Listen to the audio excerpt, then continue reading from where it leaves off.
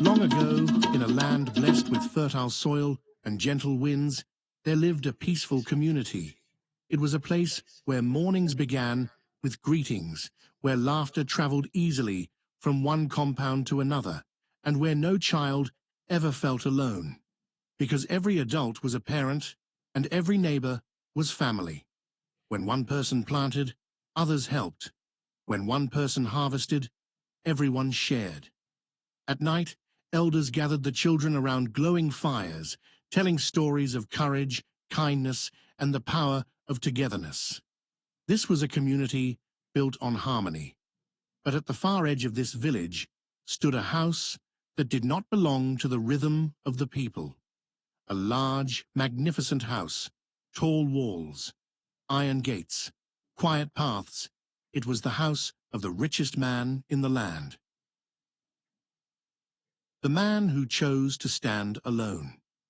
The rich man had wealth beyond measure. Cattle filled his barns, grain overflowed his storehouses, gold shone in his rooms. But though he had much, he shared little. When villagers greeted him, he looked away. When they invited him to festivals, he refused. When they came to his gate in friendship, he sent them away in silence. He told himself, "I need no one. My wealth is my protection. People only bring trouble." And so he chose to live alone.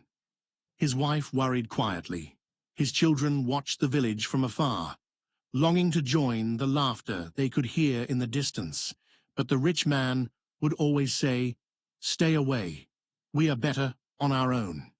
And slowly, the distance between his house and the people grew, not just in land, but in spirit. Warnings. Ignored one dry season evening, an elder visited the rich man. "My son," the elder said gently, "no roof stands forever. No fire asks who is rich or poor. Stay close to your people." But the rich man laughed. "I have servants, I have walls, I have everything I need." The elder sighed and walked away, his heart heavy with concern. The community returned to their lives, still united, still kind, even toward the man who rejected them. Just the night, everything changed. Then came the night. The wind was restless, the sky was dark. Deep within the rich man's house, a small flame was born. At first, it whispered.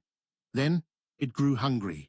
Fire climbed the wooden beams, devouring curtains, licking the walls. Smoke filled the rooms. The wife screamed. The children cried. The rich man ran outside, his heart pounding like a drum of fear. "Help!" he shouted. "Help me!" But there were no neighbors nearby, no friendly doors to knock on, no familiar voices to answer. The house that stood alone now burned alone. Desperation and regret flames rose higher. The children coughed. The wife clutched them tightly. For the first time in his life, the rich man felt powerless. His gold could not quench fire. His walls could not save his family. Tears filled his eyes as regret wrapped around his heart. If only I had been kind," he whispered. The far neighbor sees the fire. Far away at the edge of the village, a man looked up into the night sky. He saw an orange glow, dancing where darkness should be.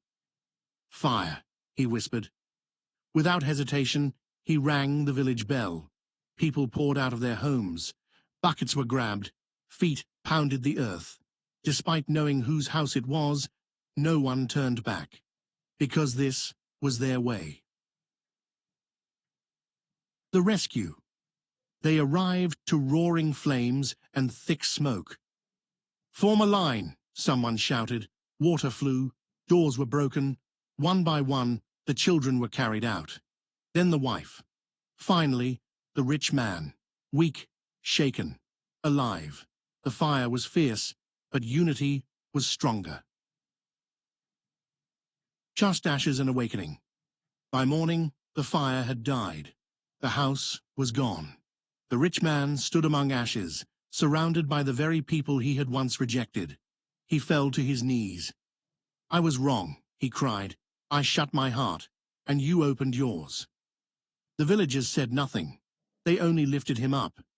A new beginning days turned into weeks.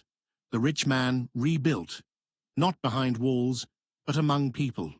He greeted neighbors, shared meals, laughed with children. The house that once stood alone now stood within the community. Moral lesson.